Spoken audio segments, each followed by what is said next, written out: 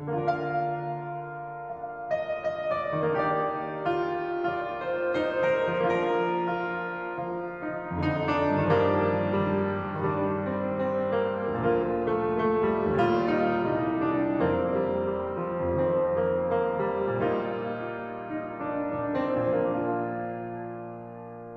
could be the song where begin again? Who could meet us then? Who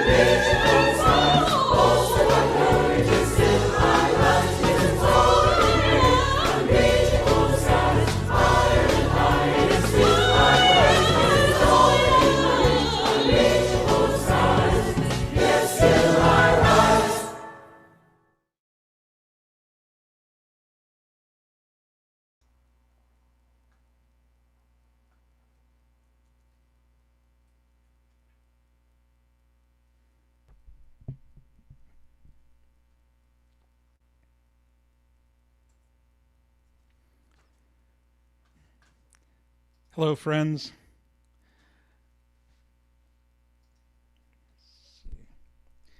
I want to invite you to sing along with me as you feel led and as I can share some music with you. It's great to see everybody tonight, and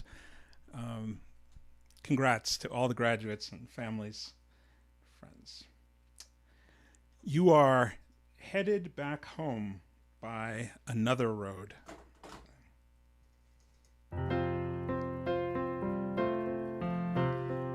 Taught my heart what love can be, so I'm headed back home by another road. I once was bound, but now am free, so we're headed back home by another road. The lights are on, the welcome warm, as we're headed back home by another road. There's room for every person born, as we're headed back home by another road.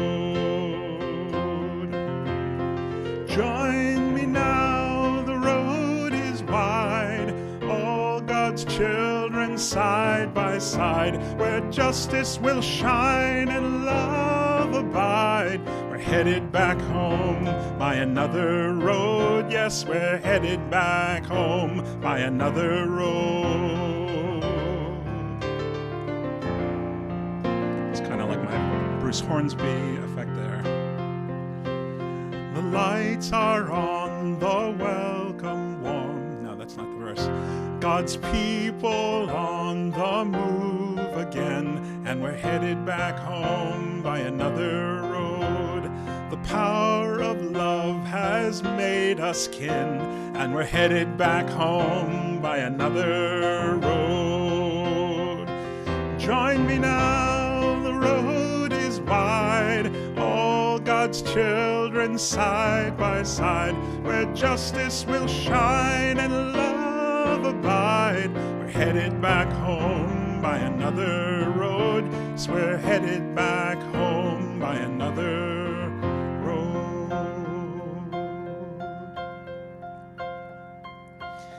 Still worshiping, we're on the way, and we're headed back home by another road. We'll hold each other's hearts this day, and we're headed back home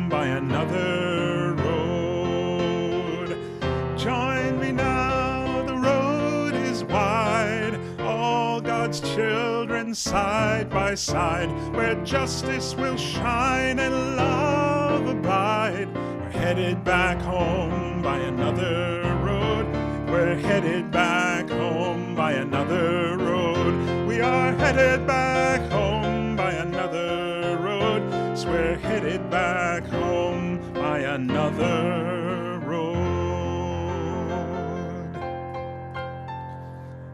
Indeed. And that piece I had written with Lindy Thompson a couple of years ago. Lindy Thompson lives in Franklin, Tennessee, and we often collaborate in writing music together. She's a lyricist.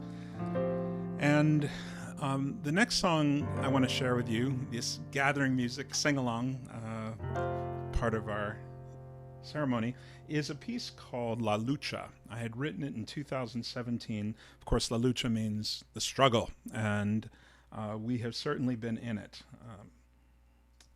En la lucha hay vida. In the struggle there is life. In the struggle there is hope. Always. Siempre hay. There is always hope. En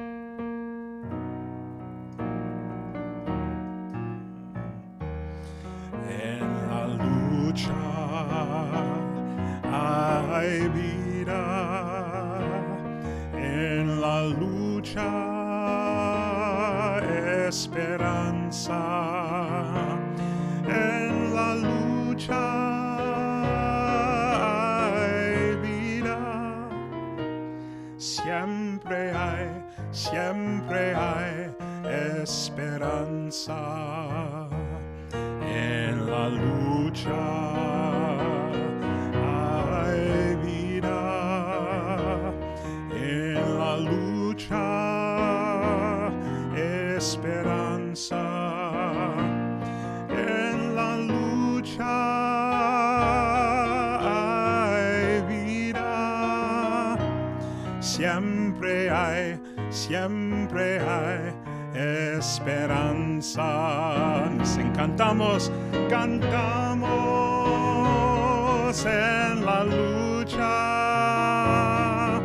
Cantamos por la justicia. Cantamos por nuestras vidas. Siempre hay esperanza. Siempre hay esperanza. And indeed, over this past year, we have struggled, but hopefully have never lost hope. I, just a few weeks ago about a month ago, had written a song. I found these lyrics by a friend, David Gambrell, who some of you probably know as the head of worship office for the Presbyterian Church. David had written these words: when the fig tree fails to blossom and the fruit is on the vine, when no fruit is on the vine. And hopefully this piece will resonate with you, that even in our times of struggle, we will rejoice.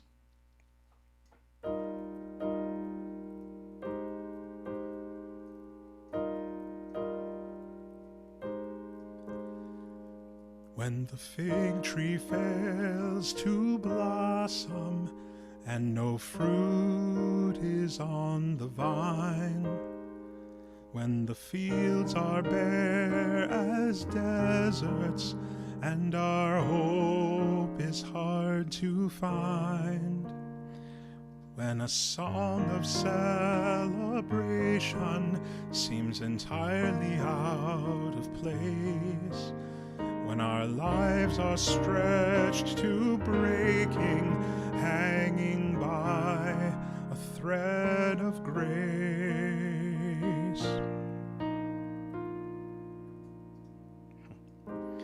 we will rejoice. We will rejoice in the Lord. In the Lord we'll rejoice. In the Lord.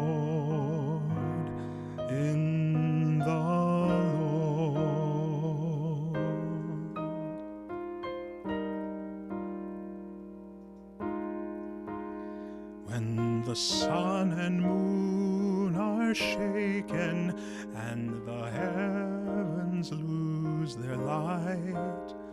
When we think we are forsaken, with no comforter in sight, for the day is surely coming when these labor pains have passed. We will greet the new creation, and with all the saints at last. Oh, we will rejoice. We will rejoice in the Lord. In the Lord will rejoice in the Lord. In the Lord.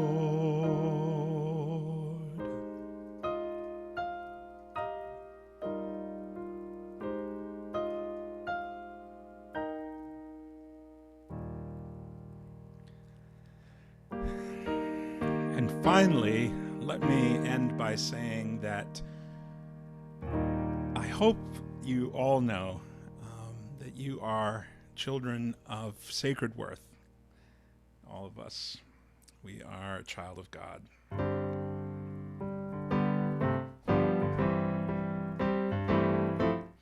No matter what people say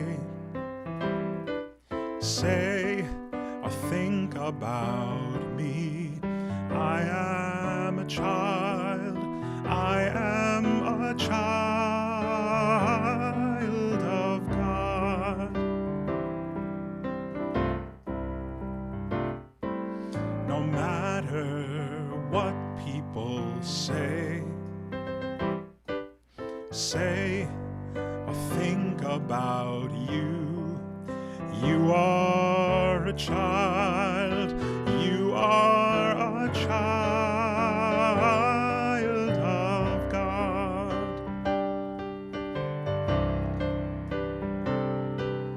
No matter what the church says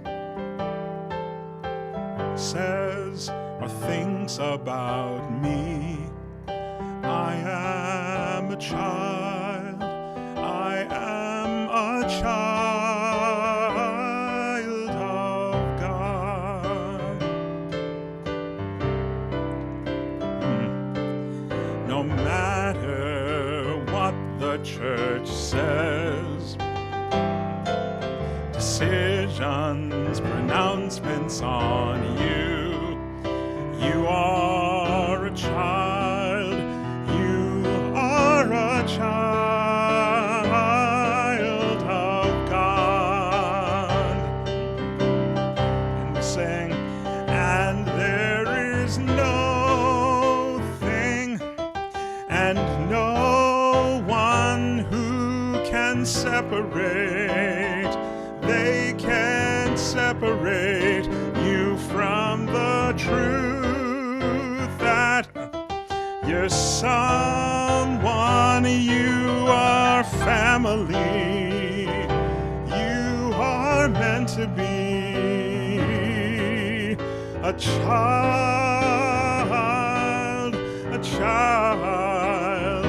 of God. And you are a child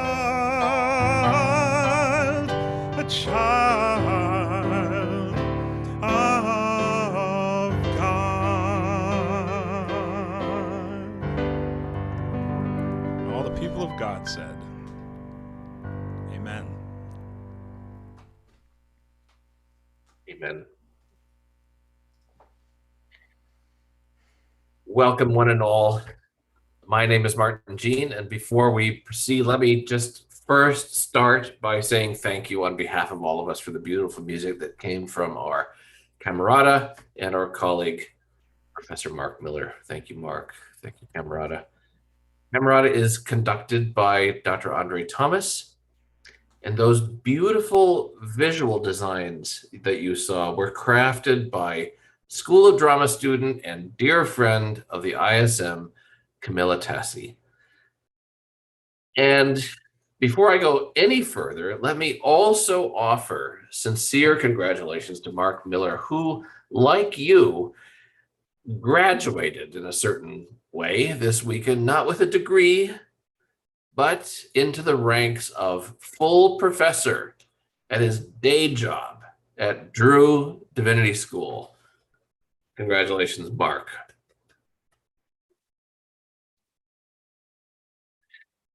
So again, very, very warm welcome to all of you, especially you graduates of 2021, and you, all of your family and friends who have gathered around you this day.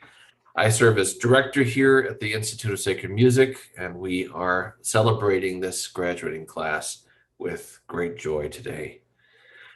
This class is on the brink of having great careers as clergy, as church musicians, performers, artists, scholars, teachers, all trained in some aspect of our interdisciplinary mission of sacred music, worship, and the arts. We are so proud of them and have been looking forward to this occasion to fet their many accomplishments, even though, once again, we must do it through this mediated way of Zoom.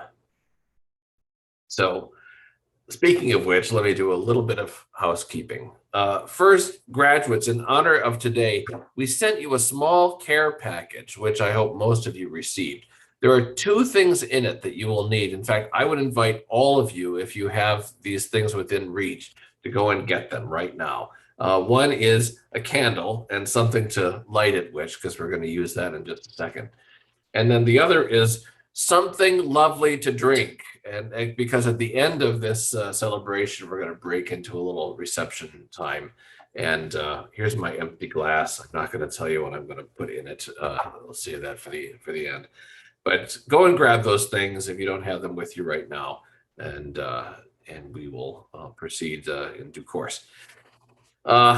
So just a little bit of instructions. If you're new to Zoom, hard to believe that there might still be people new to Zoom, but the instructions are easy. For many people on your screen, there are certain controls, right? There is an icon in the lower left-hand side of many of your screens, an icon of a microphone and one of a camera. Your microphone should almost always have a red arrow through it. So you just click on it and click again until it has a red arrow. That means you're muted, and we'll need, please, to ask you to stay muted for the bulk of today's celebration. And then a camera. It would be great to be able to see you all. If you're not comfortable with that, feel free to turn your camera off. But just know that it is great to see people's smiling faces through the Hollywood squares of Zoom. If you're comfortable, a little bit of COVID isolationism here that we're still trying to get behind us. You will note that there are far more people in this Zoom room than can fit on the first screen, so you can toggle actually between the 4 or 5 screens that are here. You can use your mouse on the right and left side to move the screens left and right. If you're on a touch-sensitive screen, you can swipe. And then if you see your screen given over to a video recording, don't be alarmed. Some of tonight's celebration has been pre-recorded. We'll come back to you though, and stay muted through the bulk of that. And then finally, we're dropping into the chat feature, into the chat function, and probably in the bottom of your screen, PDF of tonight's program that you can use to follow along. And also we're going to drop a link to the YouTube stream, which is being simulcast. So if you want to share that with any friends or family that aren't here with you right now, just feel free to email either or both of those things to them. And you can use the chat function throughout the ceremony to give shout outs to people and send congratulations in that way.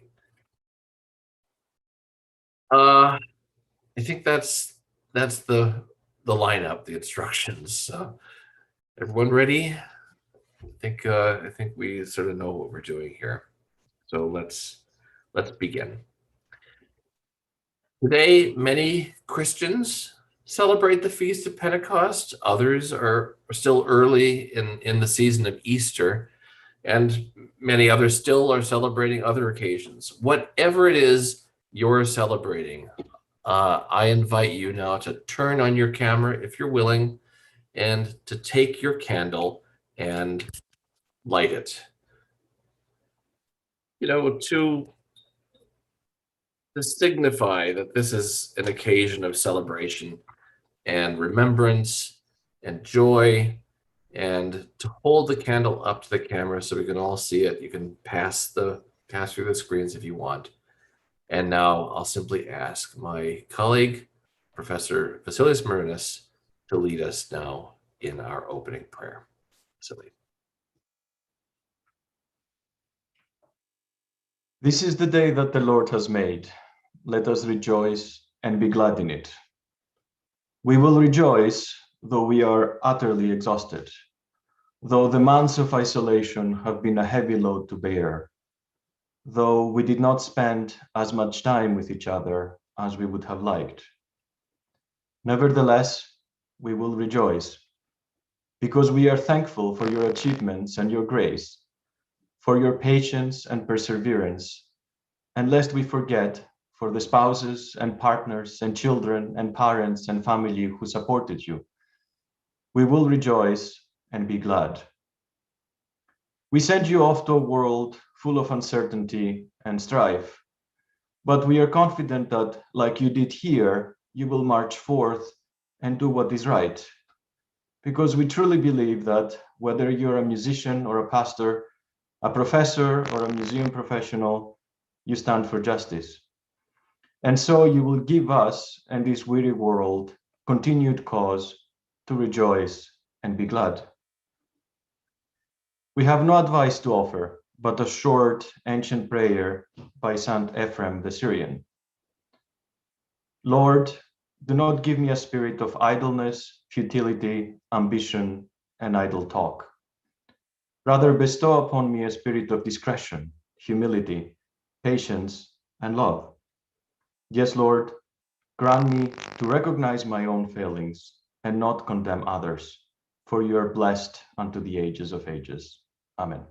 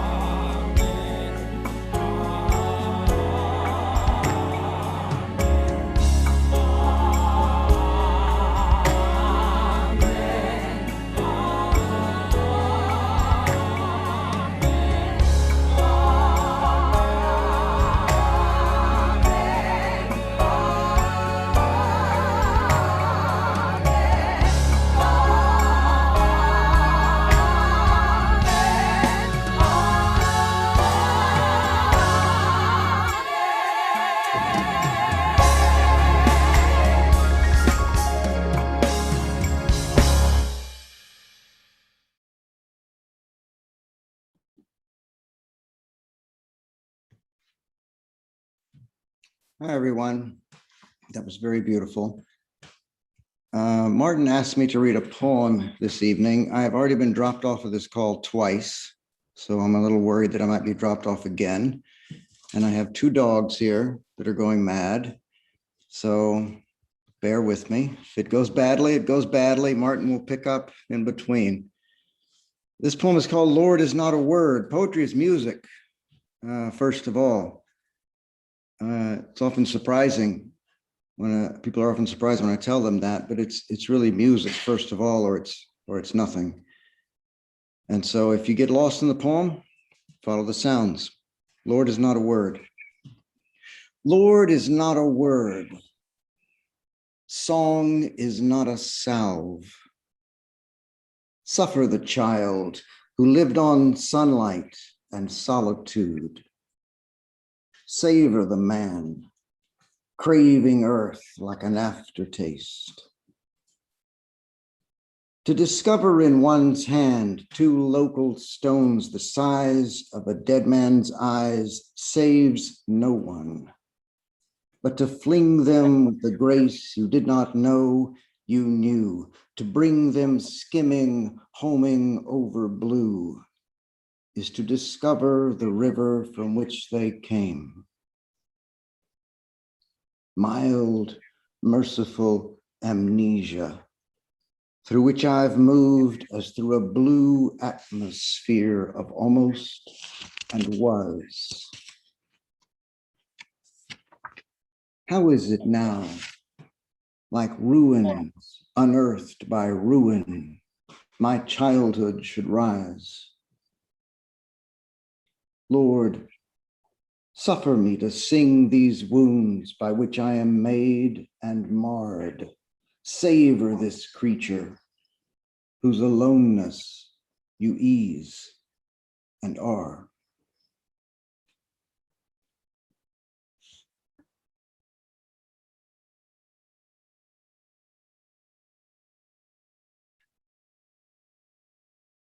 All our lives are built on the memories we have amassed.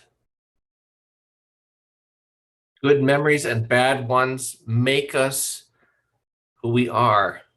The first time we tied our shoes, the first fight with a sibling, our first day at school. And later, perhaps it was our first date, our first kiss, first loss of a friend or a family member. These memories all become as deep a part of us as the genetic code in our very DNA. For you all, these last 2 to 3 years have been one colossal act of memory building. There were all those facts, sounds, and sights that you have committed to heart, new ideas that you've integrated into your own. And there are the friendships and loves you have had here. Let me tell you, very few others in your lives to come will be as dear.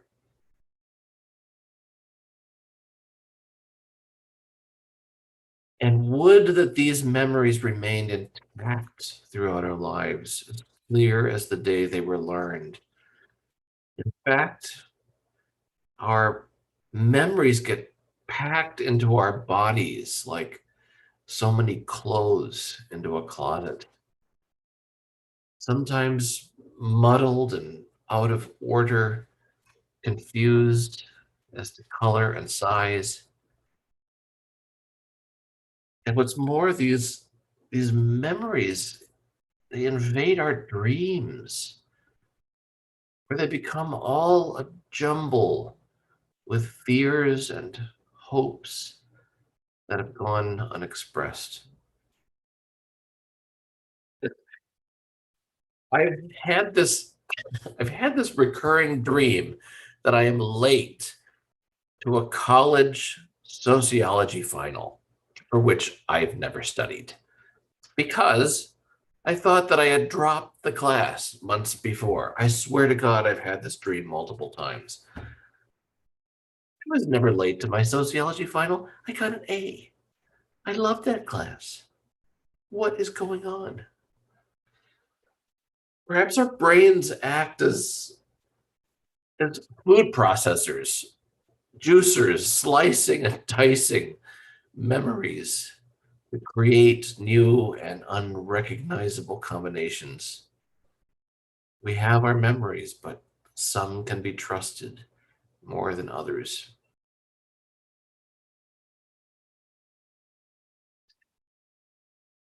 And what of the memories of this past year and a half?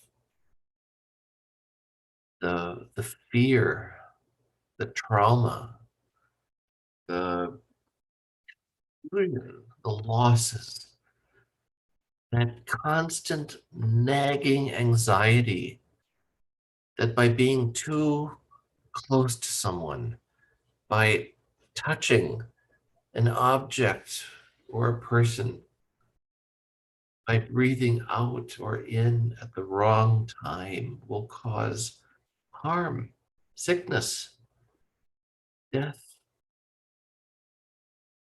And what about the millions upon millions of people for which that is the very thing that happened? In what corner of our closets do these memories abide?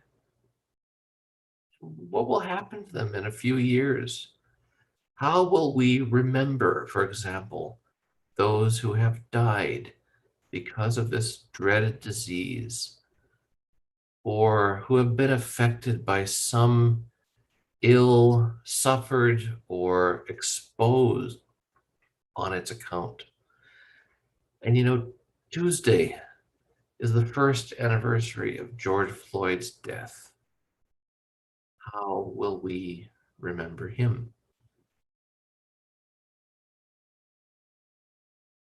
As things get back to normal, will we remember the lessons we've learned, the causes for the divisions in our country due to religion or ideology, the hate speech and violence around race and other identity markers, the cancer that grows through the very tissues of our society?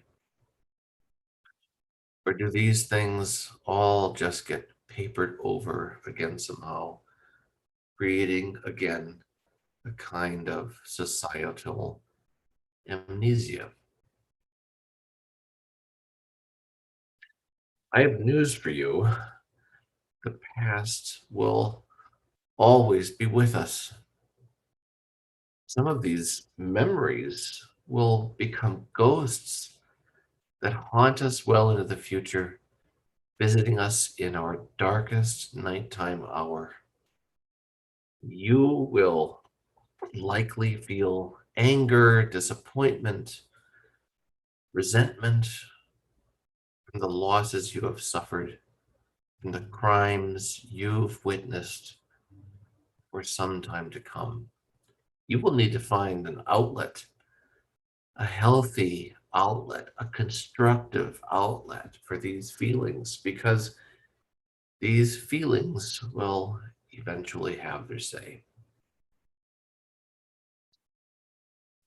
But the story doesn't need to end here, right? In the despair of the cataclysm that has been COVID and all of its radioactive fallout. It's not only the past that can intrude in our today, it can also be the future that can come crashing in. An in-breaking of what might be, what can be, what needs to be. And You guessed it. This is where you all come in. You, as artists and interpreters of the arts, have the eye that can gaze into the unknowns to come to see a vision of the world as it was meant to be, a sustainable, verdant, generous, and just world that cares for and supports all that inhabit it. It is, in fact, the world visioned by the one who peered into the mists of tomorrow to see us today. It is a world crafted by love. Love that resists self-importance. Love that obliterates evil. Love that gathers. Love that transforms. Love that creates. And love that lives beyond death.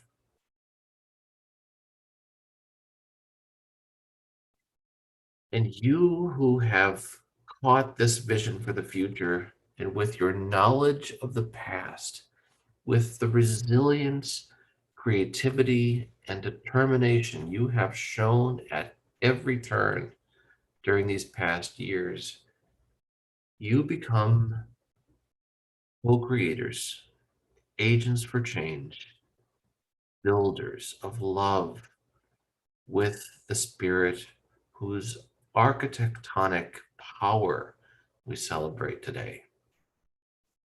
With your arms stretched back into the memories of the past and forward into a vision of the future, you become a bridge by which sound and sight, text and write pass on the gift which none of us deserve, but which we are all equally gifted,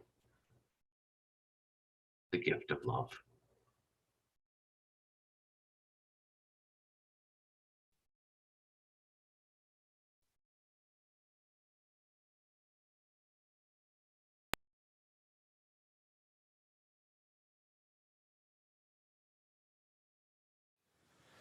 Love that we welcome, yet my soul drew back, guilty of dust and sin, but quick I love observing me grow slack from my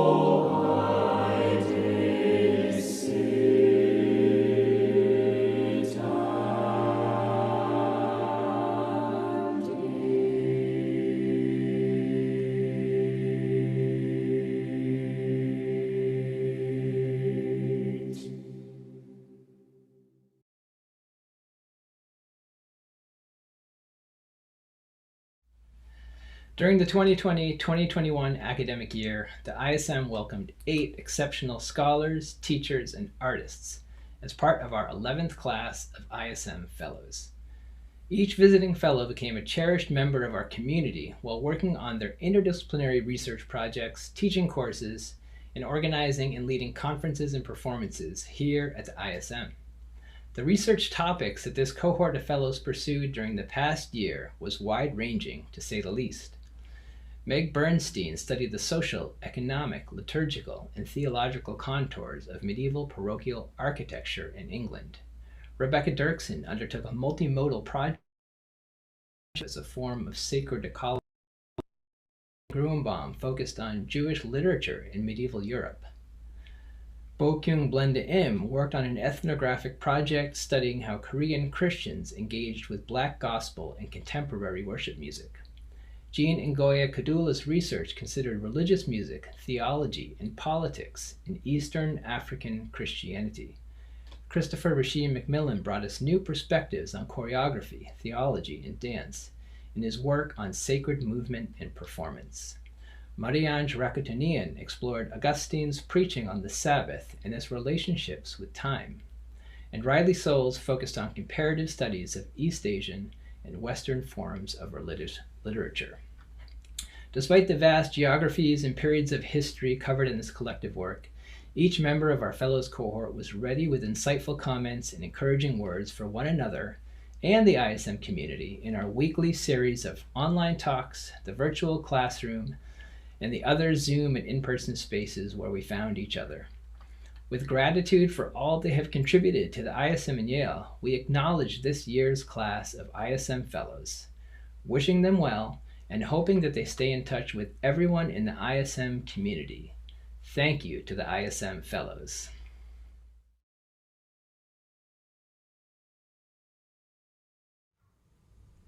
The Doctor of Musical Arts degree is the most prestigious in the Yale School of Music, and we have one ISM alum receiving it this year. Nathan Brief joined the Boston Conservatory at Berklee in 2017 following his studies here at Yale, and is an instructor of choral studies where he teaches choral literature and conducts the Boston Conservatory and Chorale. Alongside his work at the conservatory, he serves as resident conductor of the Harvard Glee Club and voice teacher in the Holden Voice program at Harvard.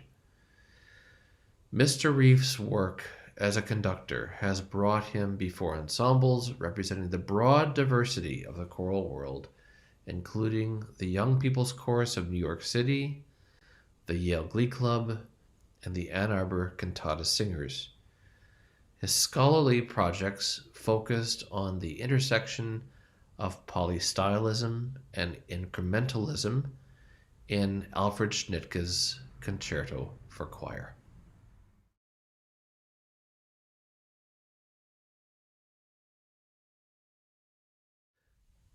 We now turn to the awarding of the ISM certificate, which signifies that each of our students has completed not only the core requirements for their degree in divinity or music, but has also stretched themselves to learn beyond the specific remit of a seminary or conservatory.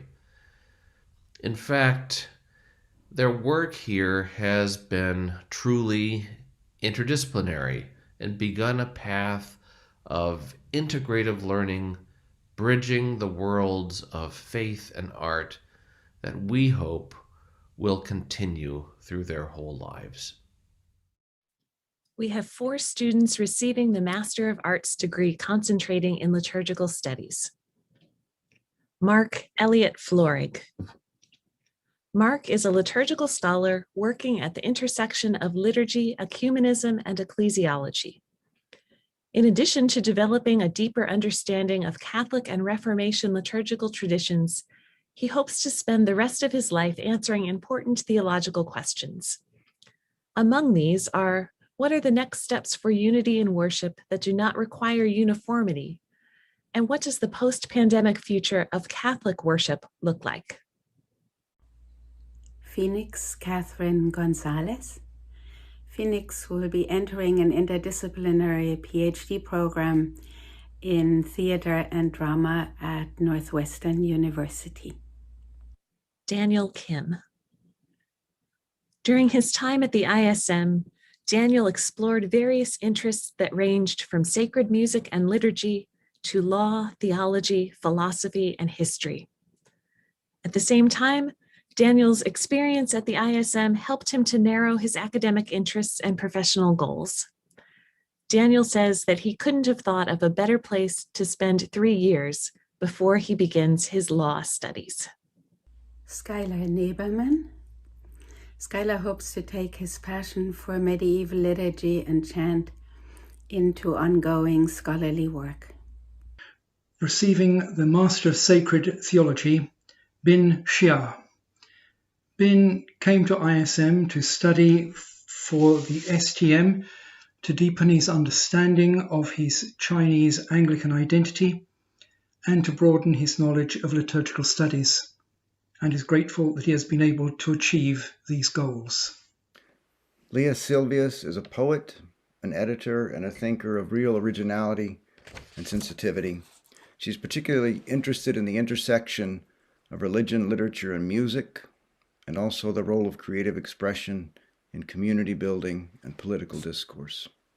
The only graduate in our music and religion track this year is Kelly Norris.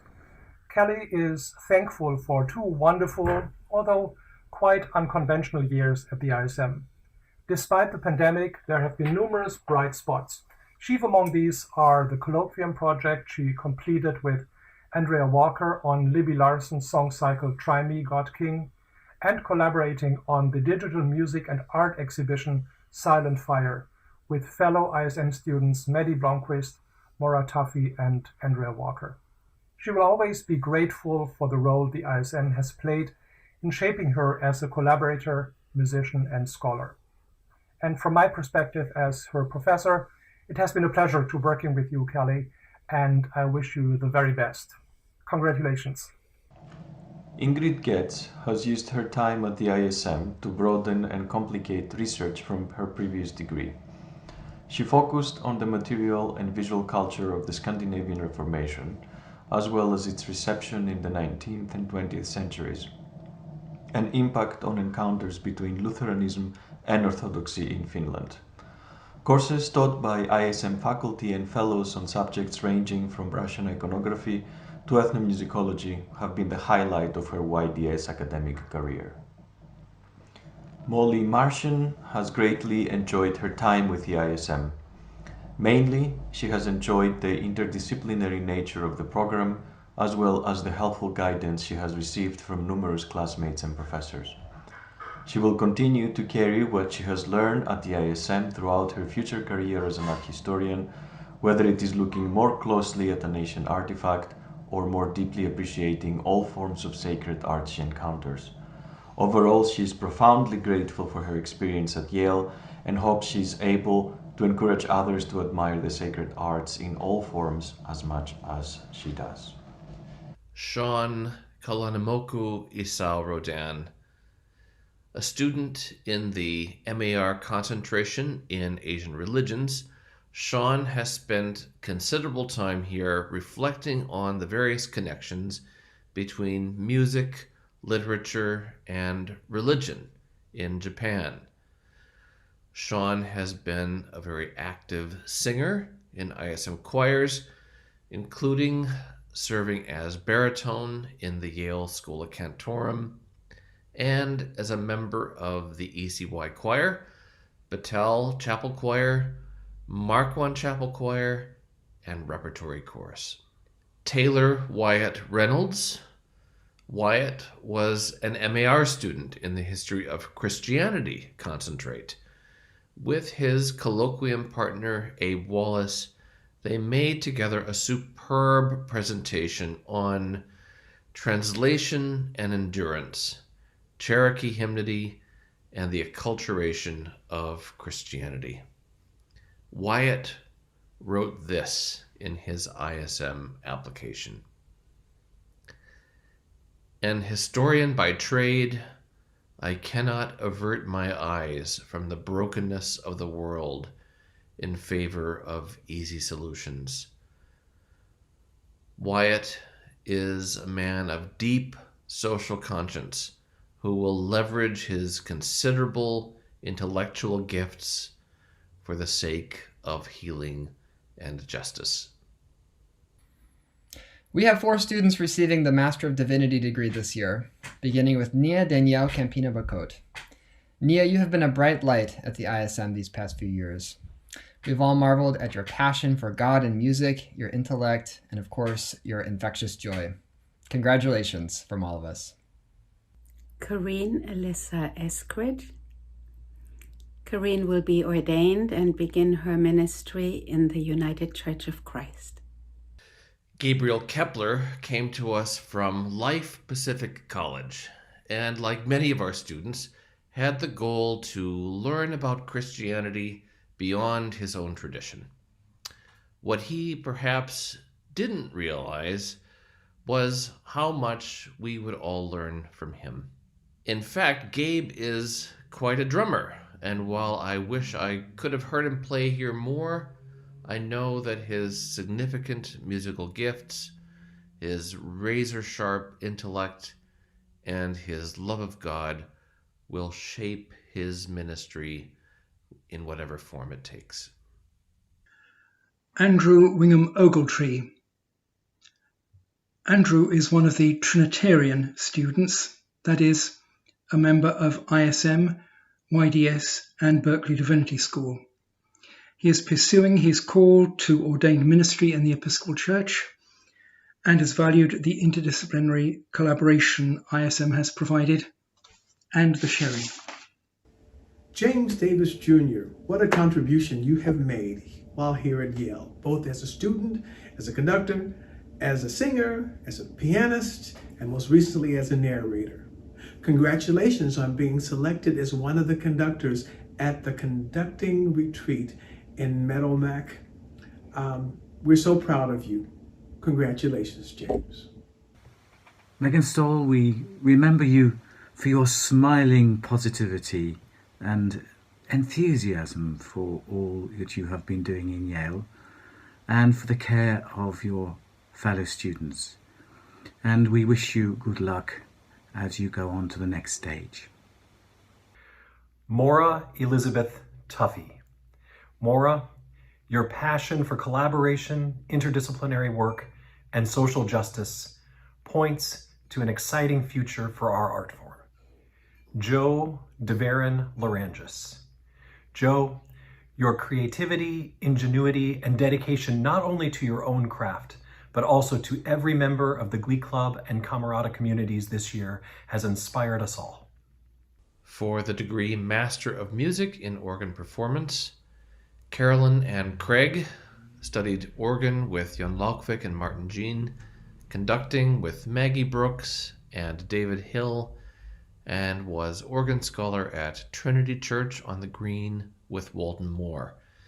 She was the top prize winner in the 2020 Poyster Organ Competition and won a place in the next round of the Tarverdiev Organ Competition in Russia. She and ISM alumna Jen Ye co-founded AmplifyFemaleComposers.org, an online resource that seeks to encourage the performance of sacred music by female composers and arrangers. Carolyn looks forward to pursuing an MMA at Yale before embarking on a multifaceted musical career.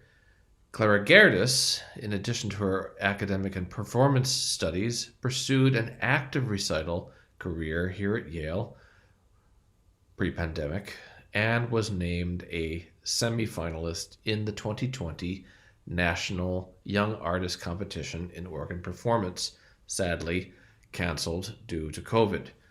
She and her husband Chris will likely remain in the area next year, where she will pursue opportunities in performance and church music.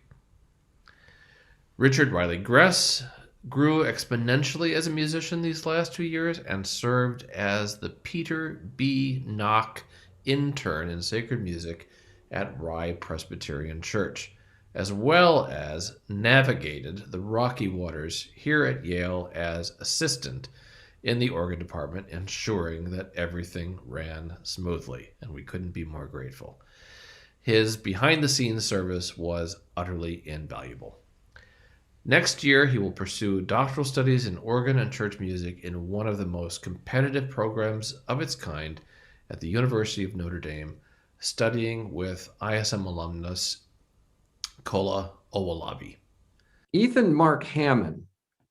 Ethan stands out as a multi-talented performer, composer, improvisateur, and linguist. Ethan has a remarkable ability to draw people into his orbit and to leave us all better for having known and worked with him. We are thrilled that he will be with us again next year as he studies toward the MMA in organ. Abraham William Wallace. Abe is a multi-talented organist, pianist, and scientist. His impressive native talents, coupled with his seemingly boundless energy and capacity for hard work, have produced outstanding results in all areas of musical pursuit. We will miss him, and of course, we wish him well as he embarks on his DMA at the University of Michigan in the fall. For the degree Master of Musical Arts, Aaron Christopher Tan, already an established organist with a national reputation, he has maintained an active schedule of off-campus performances all around the country, in addition to being a full-time student, musician in Berklee Divinity School and the Episcopal Church at Yale, as well as his position at the Church of the Resurrection in New York City. Already holder of the PhD in Material Science and Engineering, next year, Aaron will pursue doctoral studies at the Eastman School of Music, studying with David Higgs. The following students are graduating with degrees in vocal performance: Andrea Brooke Walker, Rihanna Lee Cockrell, Christopher R. Talbot, and Alexander Lee Longnecker. Andrea's innate sense of style, impeccable musicianship, and absolutely stunning voice are going to take the Cleveland Institute of Music by storm while she's there working on her doctorate in early music. Rihanna's dedication to music of marginalized, neglected, and even denigrated composers of the past and present is inspiring. This is one fierce and powerful person with a tremendous voice to match. While unsure of where he'll base himself next year, I know Alex will win over conductors and audiences alike with his uniquely beautiful and utterly expressive voice. Blessed with a powerful, warm, and noble voice, Chris is just what people are looking for in the world of opera, oratorio, and art song. Add to this his interest in music and technology, and Chris is the epitome of the intellectually gifted singer prized today. Know that I am tremendously proud of each of you, and I wish you all the very best that life has to offer.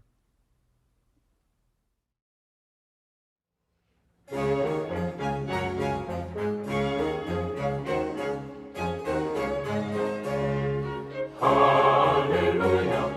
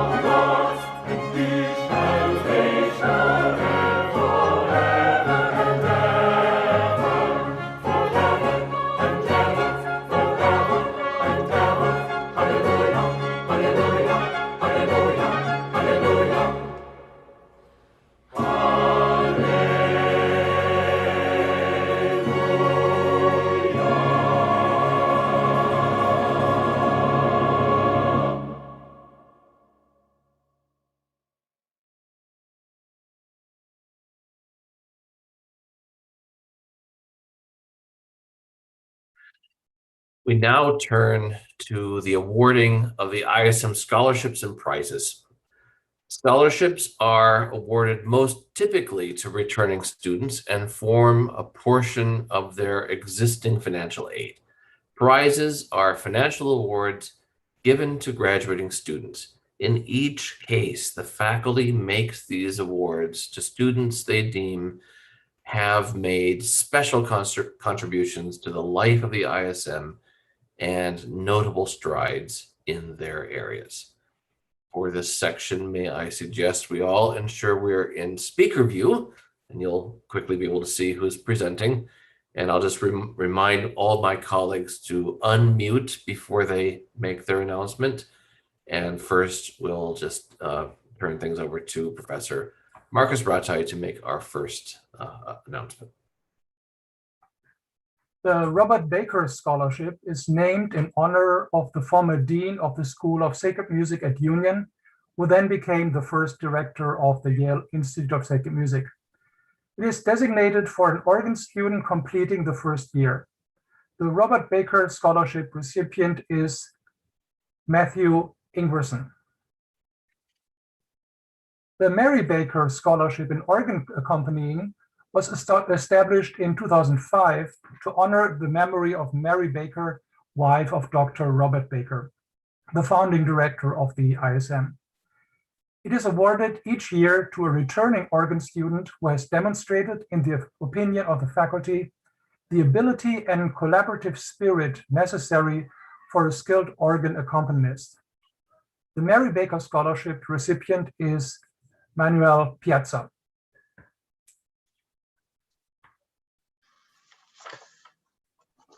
The Hugh Porter Scholarship is named for a former director of the Union Seminary School of Sacred Music, a distinguished organ recitalist, church organist, and a highly respected leader. There are two recipients of the Hugh Porter Scholarship, Jenny Smith and Elizabeth Searcy. The E. Stanley Cedar Scholarship is awarded in honor of the noted organist and choir director at People's Church in Chicago. We also have two recipients for the E. Stanley Cedar Scholarship, Margaret Kearney and Maddie Blomquist Schrum. Congratulations to all of you. The Louise E. McLean Scholarship is named for an ordained minister of the UCC, who was a graduate of Union Seminary and admired the work of the School of Sacred Music at that institution. The scholarship is to be used for the benefit of worthy students and is awarded to Heaven Heron. The Dominique de Menil Scholarship is designated for an MAR candidate concentrating in the visual arts. The recipient of this year's Dominique de Menil Scholarship is Claire Kemmerer. Congratulations. The Hugh Porter Prize is awarded in honor of a former director of the Union Seminary School of Sacred Music and distinguished organ recitalist and organist. The recipient of the Hugh Porter Prize is Aaron Tan. Congratulations.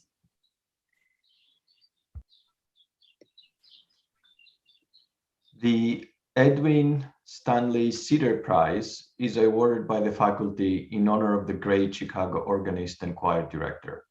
This year's Edwin Stanley Cedar Prize goes to Bin Shia.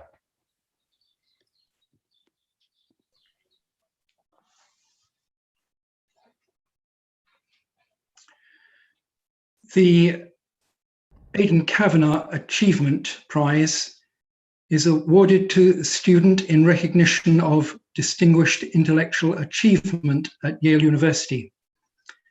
Aidan Kavanagh was Professor of Liturgics at the Yale Divinity School and Institute of Sacred Music from 1974 until his retirement in 1994.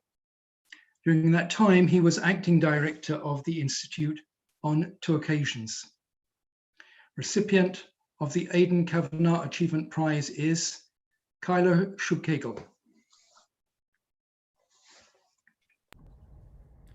The Richard Paul DeLong Prize is awarded to the student or students whose work best exemplifies the dedication and the use of the special gifts required of practicing church musicians. The Richard Paul DeLong Prize goes to Megan Stoll. The Liturgical Studies Prize is given to the Institute's student or students submitting the best paper utilizing historical method in studying a liturgical subject. Receiving the Liturgical Studies Prize for 2021 is Phoenix Gonzalez. You rock, girl.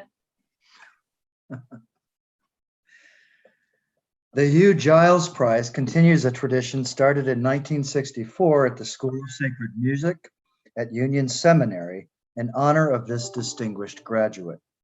It is awarded to the student or students who have most clearly demonstrated interest, perseverance, and achievement during the first year of study. There are 2 recipients of this year's Hugh Giles Prize, both with the same first name, Emily Boring and Emily Halferty. Congratulations.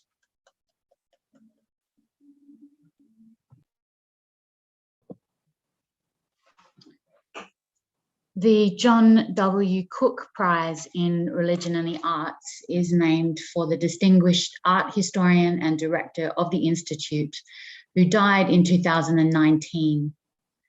It is awarded to a graduating student or students whose work has excelled at the intersection of religion and the arts. There are 2 recipients of this year's John W. Cook Prize, Kelly Norris and Phoenix Gonzalez.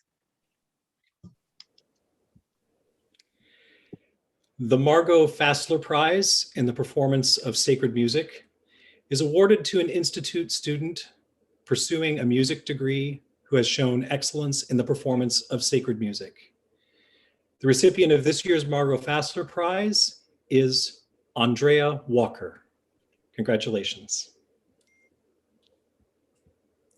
The Director's Prize is awarded to the Institute of Sacred Music student or students who, in the opinion of the faculty, gave the best colloquium presentation. The Director's Prize for 2021 goes to Jim Davis and Leah Silvius.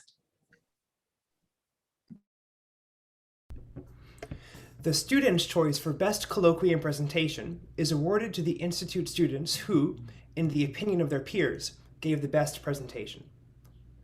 The Student's Choice for Best Colloquium Presentation goes to Jim Davis and Leah Silvius. And the ISM Student Community Award is awarded by vote of the student body to a student who, beyond academics, worked to build positive community within the ISM. The 2021 ISM Student Community Award recipient is Haven Heron. Congratulations. And finally, the Faculty Prize is awarded to those students whose work, in the opinion of the faculty, is of a quality that best exemplifies the purpose and mission of the Institute.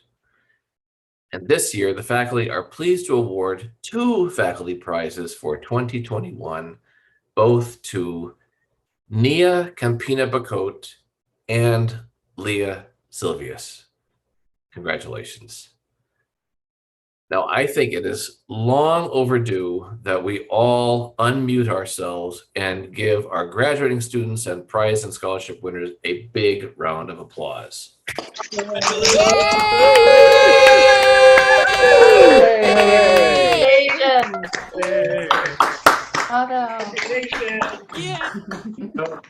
So proud of everyone.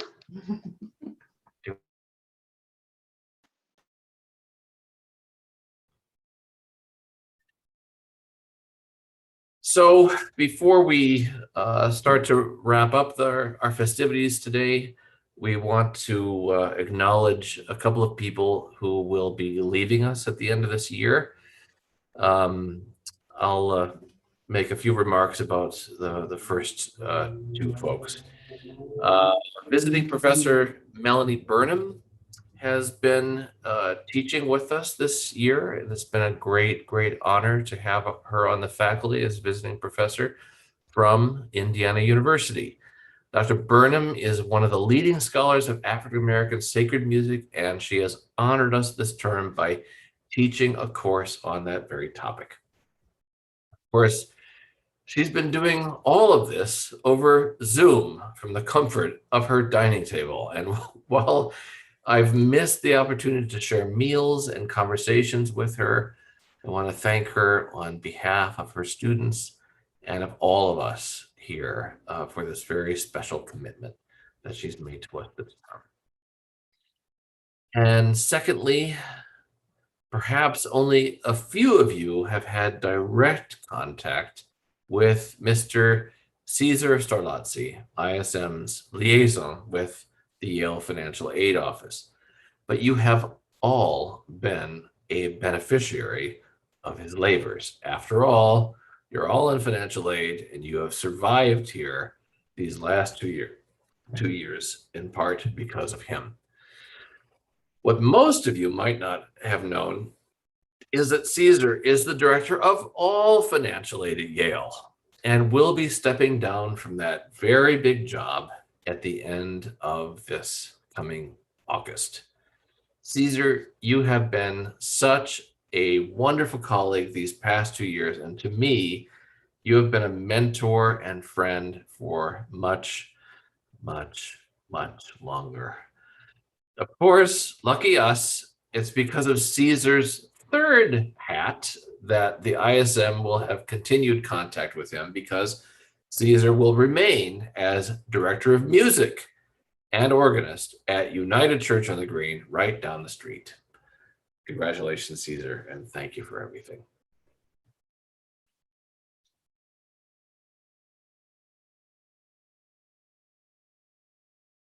What are your thoughts? Are the infamous words Reverend Emily Casey used to end almost every email whenever she made a suggestion to either me or the chapel team. These words always stuck with me.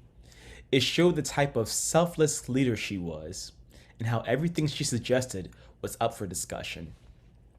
Today, I'd like to share my thoughts as we say farewell to our dear chapel leader. My thoughts are, Emily, you have served this community very well, and your spirit and leadership will live on even when you're gone.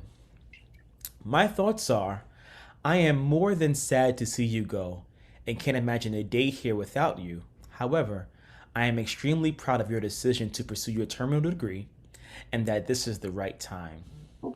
My thoughts are, you will soar through Emory's program. Although you will experience some sleepless nights and headaches, which is expected, however, you are more than spiritually and intellectually equipped for this challenge ahead. My thoughts are, Marquand Chapel will always be a place you can call home and you're always welcome. And also, I'm just a text away. My thoughts are, the YDS community and Marquand Chapel will never be the same because of the everlasting impression you have placed on us. My thoughts are that everyone in this community loves you dearly. You will be terribly missed. However, we are extremely proud of you and lucky to call you our own. All the best on your next journey.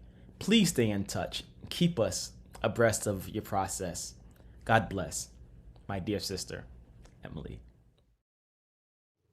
As you know, Stephen Gamboa Diaz, the ISM's social media guru and assistant for publications and communications, is leaving the ISM to accept a new job and a big promotion as web producer at Yale's Central Office of Public Affairs and Communications.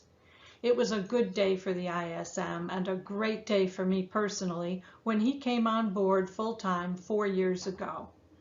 Most of you need no reminding of all the many things Stephen has taken care of for us. But did you know he's also a fierce defender of the Yale brand and of ISM excellence? In fact, what I value most about working with Stephen is that unwavering commitment to communications of a high quality, to reflect the quality of the work of our faculty, students, and fellows. And related to that is his openness and eagerness to learn and expand the scope of that work, driven not just by a desire to do well, but by his own innate curiosity. Less than a year ago, I spoke on the occasion of Stephen's being recognized by the Future Leaders of Yale with its Rising Star Award. What I said then, I'll say again now. Stephen, you are a rising star for Yale, but for the ISM, you're a superstar.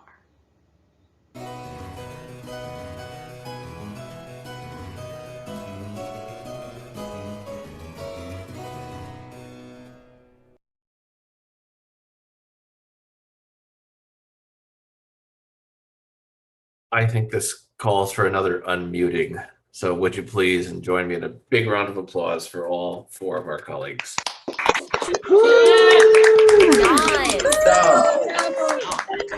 Congratulations.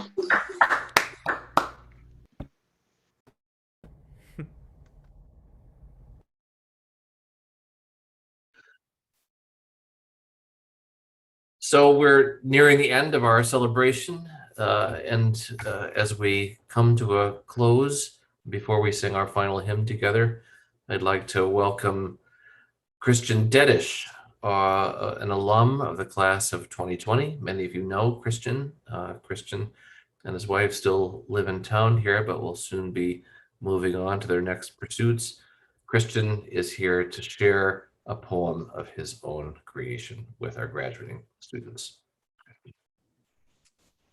Well, thank you. And I'd like to thank the ISM for asking me to be here tonight. And it's a great honor to be able to share in the celebration with everyone. And as Martin said, I graduated last year in a similar Zoom ceremony. And I think one of the hardest parts of the past year and graduating in that manner is fearing that you may not be able to see a lot of the folks that you spend time in class with and everything. So it's great to be back here.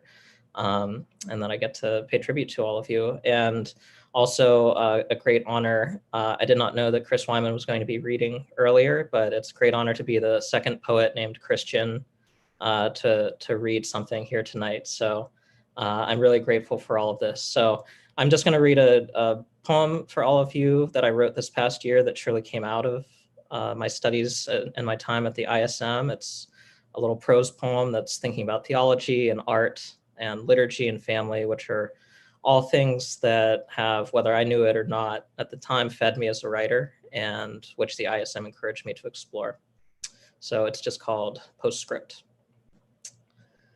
My mother only reads novels, the mystery suspense kind. In most, the plot unspools in its usual winding fashion until the reader, like Theseus, follows the unseeable thread to its inevitable end, which is where all writers of mysteries begin, of course, so that the narrative as it proceeds draws a circle, the only shape in which my mother finds comfort. After all this time, everything exactly where it belongs, the true villain ultimately revealed, our sympathy directed at last to those who deserve it. The world a brighter place as the final page is turned, no further questions. And death? Once again forestalled by the next book in the series, which is to say, form resisting the shape of life. Thus, when I speak of resolution, I'm speaking of my mother. We argue often and always about the same two things, theology and aesthetics. She believes, for instance, that literature is helpful so long as it leads the reader as he descends into that underworld to a comfortable chair shaded from the harsh light of memory. Life is hard enough, she says. Why spend time on books that makes it harder? In her own way, espousing the old idea, more pagan than Christian, that Hades ought to be averted altogether, not explored. I remind her how the icon I bought her in Greece, the one portraying Christ's descent into Hades, is venerated during Easter. The resurrection itself cannot be represented. This, as I've come to expect, changes nothing. Such a thought that life withstands form, typical of the apophatic tradition, it provides her no solutions. And so the poem returns to the point of its departure, just as my mother prefers, nothing gained nor lost, much like an Orthodox priest as he compasses the altar counterclockwise, so the shape of his journey is at once a closure and a little entrance. He opens the large book he carries and starts to read. The pages turn like white sails. The cathedral fills with the sound of wind. Thank you, everyone, and congratulations, sincere congratulations to the class of 2021. Thank you, Christian. Now I'll call on the future Dr. Emily Casey, Director of Mark I Chapel, to offer a blessing. Friends, graduates, as we are sent from this place, receive this blessing. May the one who makes all things new continue to tease your imaginations into life. Make your hearts a broader space and your minds more curious for the knowledge of God's love. May the deep breath of God revive your joy, infuse you with peace, and fill you with hope. And may the Alpha and the Omega, our beginning and our end, protect you from all harm, injustice, and despair, so that you might move into the future without fear, for God has promised to be with you always. The blessing of God be on you today and every day. Amen. Amen. We traditionally close our proceedings with the singing of a hymn, but as you know, Zoom technology still does not allow us to sing easily together unmuted. So I have to ask you to stay muted during the hymn. But I hope, despite that fact, that you will sing lustily with this hymn penned by our dear colleague and founding member of the ISM faculty, Bishop Jeffrey Rothorn.